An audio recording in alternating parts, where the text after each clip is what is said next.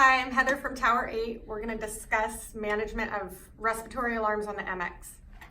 So the respiratory line here is driven by the tele leads, the right arm and the left leg. So if your patient's on tele, you'll have a respiratory value here. When the patient is breathing shallow, like we see here, your respiratory alarms are going to go off saying the rate is too low.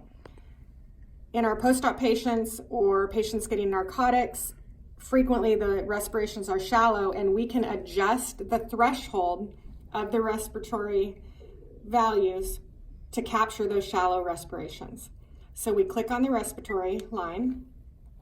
Detection is on auto. We need to move it to manual. And then the dotted line here is your threshold. We need to drop it down to capture the peaks of all of those shallow respirations. You exit out of here, and hopefully your respiratory rate increases because we're catching the peaks of those shallow breaths. However, if your patient is not on tele, being that the respiratory rate is driven from the right arm and left leg leads, if they're not on tele, we need to stop this from alarming apnea. So we'll hit in this column, the respiratory rate column, and we're going to just turn the alarms off.